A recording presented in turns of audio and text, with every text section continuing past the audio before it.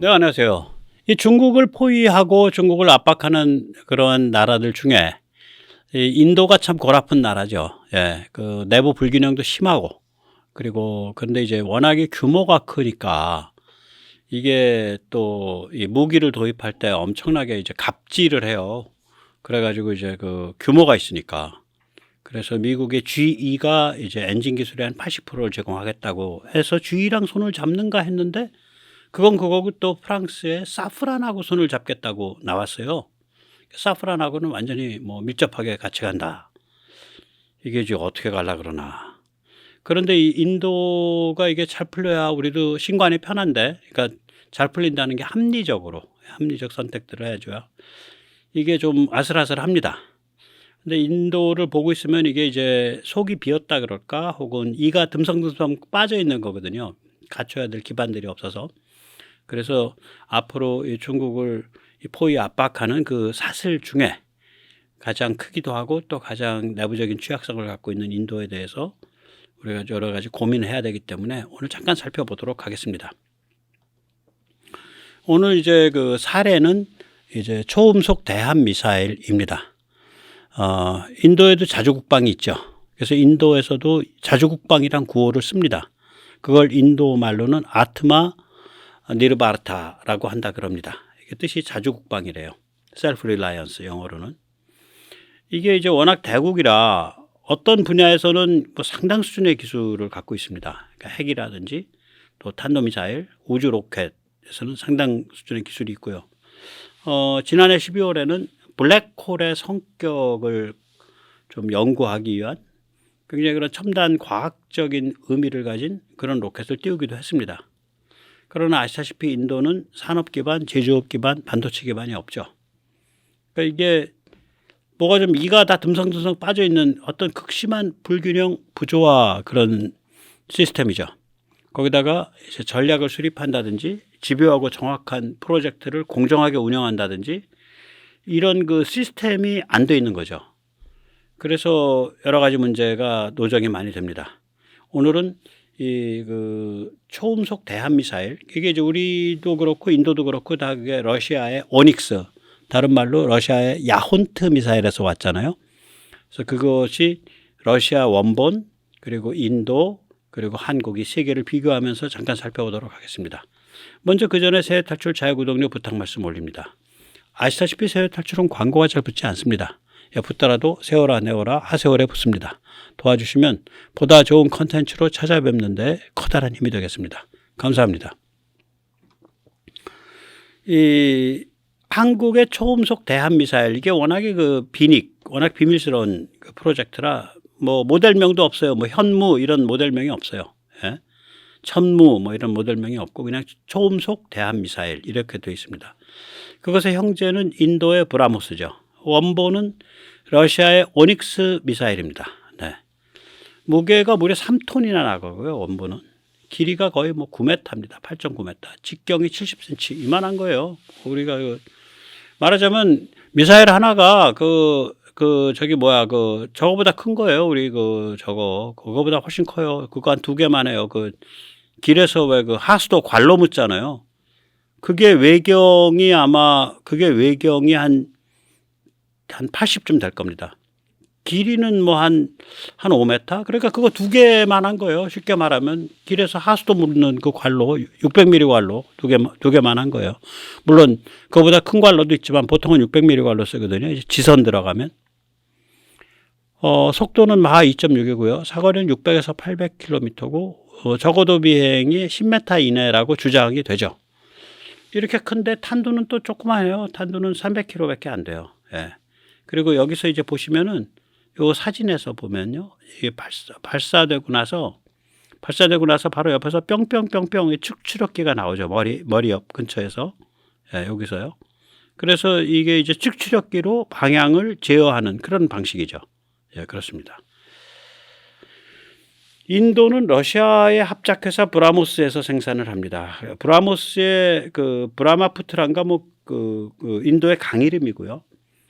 그 다음에 모스크바에서 따와서 그래서 회사 이름이 브라모스고 거기서 나온 미사일도 브라모스입니다. 무게도 거의 비슷해요. 뭐 좀 개량형은 2.5톤이라고 합니다. 한 500km 줄었고요. 길이가 조금 한 50cm 줄어서 8.4m. 직경이 한 10cm 줄어서 직경이 뭐 60cm. 뭐 사거리가 500km 정도 나온다 그러고요. 속도는 뭐 하 3이라고 주장을 하는데 그건 모르겠고요.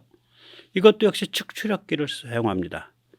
그리고 이제 자기들 주장에 의하면 작년에 탐색기 및 부스터 로켓을 국산화했다고 주장을 하는데 뭐 워낙에 뭐 인도 같은 나라에서 이제 국산화라고 주장되는 게 이게 뭐 어디까지 국산화야? 예, 그냥 대충 들여다가 조립해도 국산화라고 할 수 있으니까 좀 그건 좀 두고 봐야 될 거고요. 1.5톤급을 만드는 아주 소형화하려고 지금 몇 년째 노력을 하고 있는데 잘 안 됩니다. 그리고 이제 사거리 확장을 위해서 몇 년째 시도 중이죠. 예, 이번 사거리는 요즘 한 800km 가까이 확장됐다는 그런 이제 얘기가 있습니다. 예. 자, 그럼 이제 한국의 초음속 대한미사일을 보죠. 한국은 실전 배치되어 있습니다. 이거 2022년 2월 28일 국방장관이 확인을 했어요. 예. 길이는 6.6m, 길이가 확 줄었죠. 길이가 한 2m 줄었고, 직경이 53cm, 직경이 원본 대비 한 20cm 줄었고요. 무게가 1.5톤, 인도가 지금 축소해서 만들려고 하는 그 무게가 나옵니다. 사거리는 600km라고 하는데 얼마 사거리 나올지 몰라요, 아무도. 한국이 연료나 이 추진체를 잘 만들기 때문에. 네. 속도는 마하 2.5 이상이고 마하 3 정도 된다라고 얘기를 합니다. 탄두 중량은 비슷해요. 원본하고 200에서 300kg 사이고요. 주목할 점이 한국은 측추력기가 없이 로켓 분사 방향으로 조절합니다. 스러스트 벡터 컨트롤을 씁니다. TVC를. 이런 뭐가 좋냐? 작아지고 싸집니다. 당연하죠. 우리 LSM 미사일 같은 경우 측추력기 쓰잖아요. 그럼 이게 내부가 굉장히 복잡해지고 비싸져요. 근데 뭐 그런 거 없이 그냥 뒤에서 꽁무니에서 뿜어져 나가는 로켓의 분사 방향 조절해 가지고 비행 조정하겠다. 비행 조정을 잘해야죠. 그 대신에 그러려면 마하 3을 달리는데 그것도 수면 바로 바짝 붙어서 달리는데 여기서 보듯이 지금 종말 단계에서 극단적 초저공 비행을 하고 있다고 생각됩니다. 이게 지금 미사일 관점에서 찍은 거거든요. 자, 이런 바다에 뜬 바지의 상단이 바다에서 3m를 못 넘죠. 그럼 바지 상단에서 저 골프장 기둥을 때린 거예요. 그물을 때린 게 아닙니다. 골프장 망기둥 저 때린 지점까지가 한 1m 얼마밖에 안 될 거예요. 그럼 전체적으로 5m 정도에 지나지 않는다. 그러니까 굉장히 낮게 날아 들어가는 거예요. 그리고 저 초정밀 타격이라는 게 골프장 저 기둥, 골프장 골프 연습장 기둥 아닙니까? 저게 말하자면 그게 1m 폭까지 안 가죠. 보통 한 60cm 이런데 그걸 정면에서 바로 때렸으니까 저게 공사노처가 한 30-40cm밖에 안 된다는 소리지. 나봐야. 굉장히 초정밀 타격을 하는 거고요. 이게 이제 러시아에서 온 기술이죠. 예. 통합 램젯, 인테그레이티드 램젯, IRJ라는 기술인데 일본도 이제 일본의 공대함 미사일 개발한다고 쪼물락거리고 있는 게 이 IRJ죠. 예. 이거는 뭐냐면 부스터가 뒤에 따로 안 붙어요. 그래서 어떤 경우 보면 부스터가 붙었으면은 길이가 얼마로 더 연장돼야 되는 거 아니냐 이런 얘기인데 부스터가 없습니다. 왜 통합이라고 얘기하냐면 미사일의 내부의 로켓 연료가 다 분사되고 나면 다 연소돼 갖고 분사되고 나면 빈 공간이 나올 거 아니에요. 그 빈 공간이 액체 램젯 연소부로 변신하는 거예요. 그래서 통합이라는 거예요. 그러니까 액체 램젯 연소부와 고체 로켓 연료 저장고가 하나로 통합되어 있다 이것이. 그래서 IRJ라고 그러죠. 지금 여기서 봤듯이 이게 IRJ 미사일이 지금 보면 일본은 쪼물락거려서 중간에 치웠으니까 내비두고 결국 전 세계에서 오닉스를 기반으로 해서 오닉스 야혼트를 기반으로 해서 세 가지가 있는 거거든요.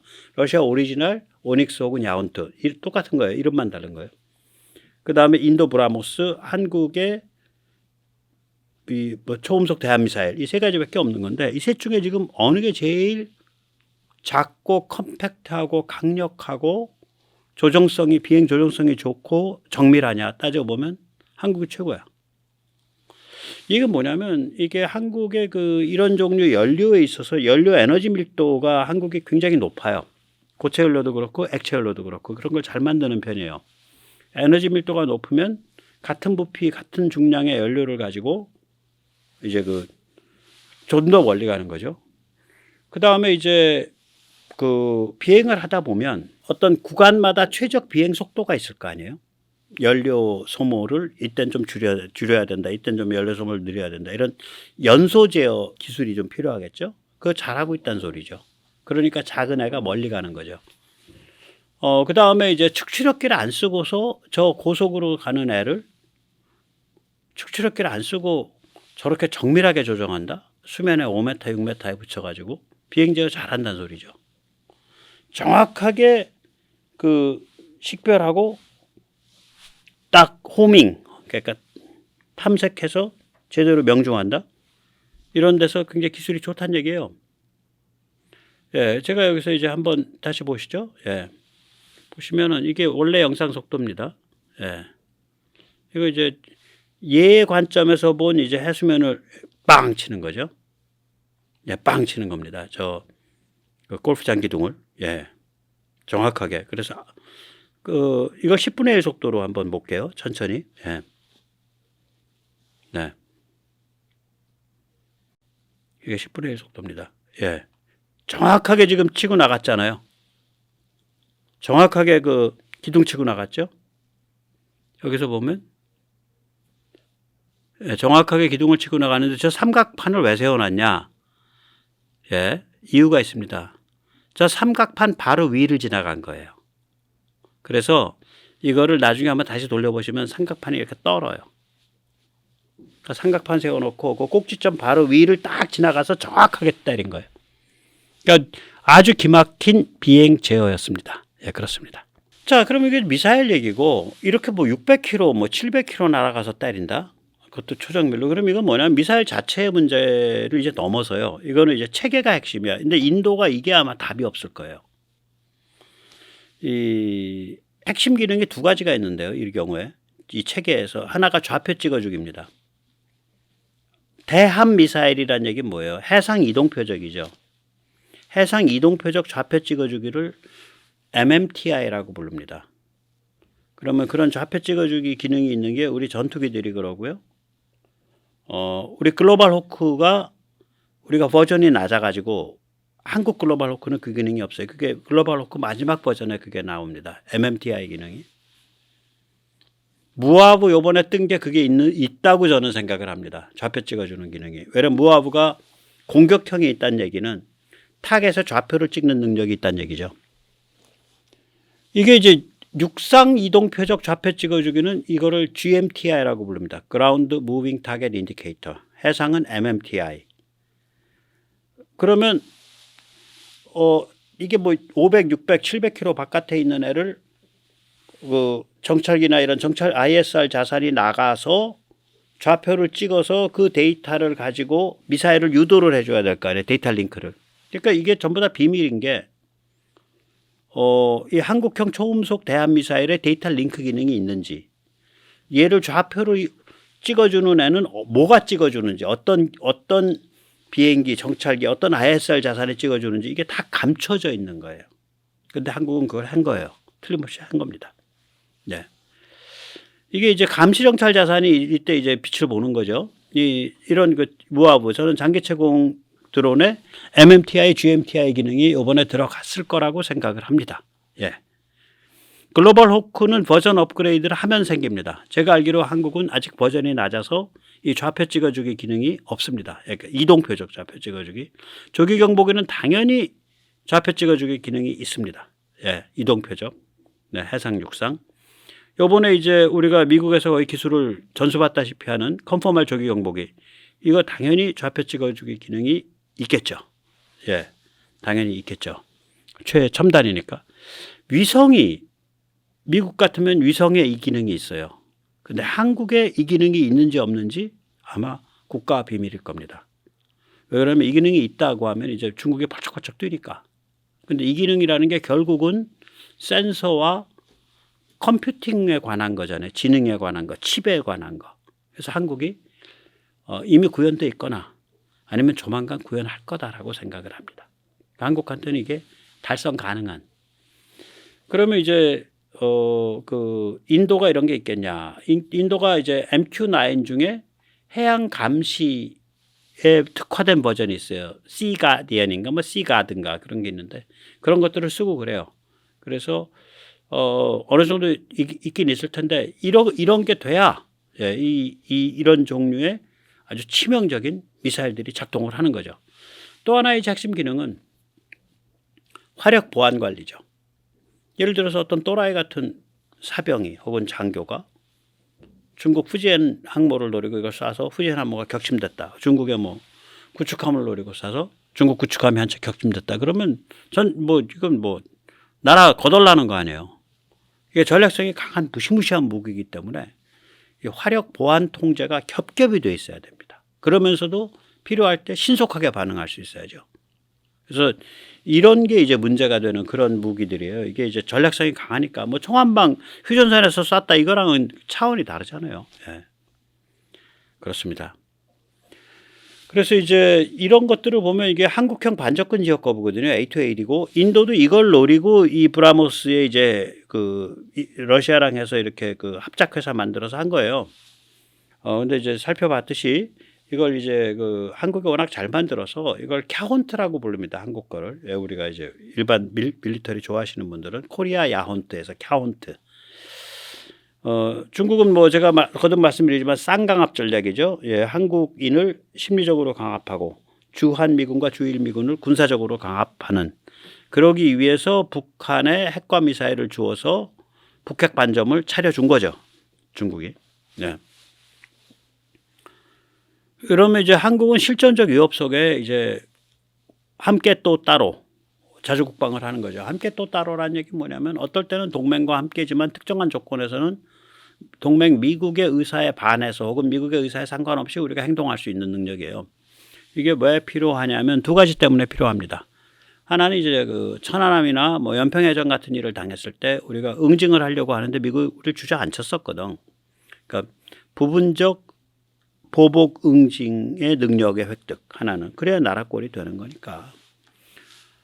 그다음에 이제 두 번째는 뭐냐면은 대형 사고가 붙었을 때 그럼 대형 사고는 항상 중국이 배경에 있는 거죠. 6.25 때 보면 우리가 힘이 없으니까 중국이 미국과 딜쳐서 끝내버린 거예요, 저게. 그래서 서명자가 중국, 미국 아닙니까, 결국은. 뭐 김일성이야 중국이 서명하니까 옆에서 서명한 거고. 우남 이승만 대통령은 난 휴전 인정 못한다. 그러니까 나 서명 안 하겠다. 그래서 대한민국은 서명 안 했고 그 대신에 한미 동맹을 미국한테 강압을 했죠. 그러면 이제 대형 사고가 터지면 항상 배후에 중국이 있는 건데 우리가 그때 중국한테 야, 너 계산서 따로 끊어야 돼. 이번에 대형 사고 치고 6.25 때처럼 미국이랑 딜치면 빠져나갈 수 있다고 생각하면 안 돼. 그때는 우리랑 따로 끊는 거야, 계산서. 그거를 머리에 박아놓아야 평화가 유지되고 국격이 유지됩니다. 중국한테 안 밟힙니다. 그러니까 와우 자주 국방은 두 가지죠. 하나는 계산서 따로 끊기. 그 다음에 두 번째는 그러니까 제한적 보복 응징. 이 두 가지 능력을 갖추려면 와우 자주 국방을 해야죠. 함께 또 따로를 해야죠. 세 번째는 이제 한미동맹이 핵동맹, MD동맹으로 강화됐죠. 중국이 이렇게 대형 사고를 치니까. 그리고 이제 미국에 대한 한국의 가치가 굉장히 빨리 높아져 가고 있습니다. 그리고 이제 중국에 대한 한국의 군사적 치명성이 높아져 가고 있는 거죠. 이게 이제 이 그림이 그건데 지대함을 전제한 거예요. 그러니까 대한민국의 땅에서 발사하는 걸 전제하는 거예요. 이 초음속 미사일을 반경 600km를 설정을 했을 때 그럼 이게 어디까지 가냐. 일단 서해는 우리가 반접근 지역 거부가 성립을 해요. 이거 한 방 맞으면 골로 갑니다. 얘가 질량이 1.5톤인데 질량 5점 마하 3으로 가면 질량 13.5톤 9배가 마하 1로 가는 거랑 똑같아요. 그러니까 질량이 그러니까 속도의 제곱에 비례해요. 그 키네틱 파워, 그러니까 이 운동 에너지가. 그게 뭐냐면 13.5톤짜리 쇳덩어리가 초속 340m로 와서 배를 땅 때리면 그 철판 아무리 두껍게 되나도 두두두두두 뚫고서 핵심부에 가겠죠. 딱 계산해서 핵심부에서 고폭탄이 250km, 280km가 터진다. 그러면 배 동각 나는 거예요. 웬만한 배들은. 구축함 정도까지는 동각 나고 항공모함은 잘 모르겠어요. 네. 그러나 기본적으로 전투 능력 상실이죠. 어느 경우든. 제주도에서 발사하면 이게 닝보항까지 갑니다. 상하이 아래에 있는. 네. 그리고 거의 오키나와 앞까지 갑니다. 제주도에서 발사하면. 그리고 이제 동해안 쪽으로 가면 그 러시아 그 블라디보스토크 아래에 있는 바다까지 갑니다. 그래서 이런 것들이 이제 그 무시무시한 어떤 그 반접근 지역 거부 역량이고 또 이걸 뒷받침하는 ISR이 있을 때, 감시정찰 자산이 있을 때 정말 꽃을 핍니다. 예, 오늘 여기까지 모시겠습니다. 감사합니다.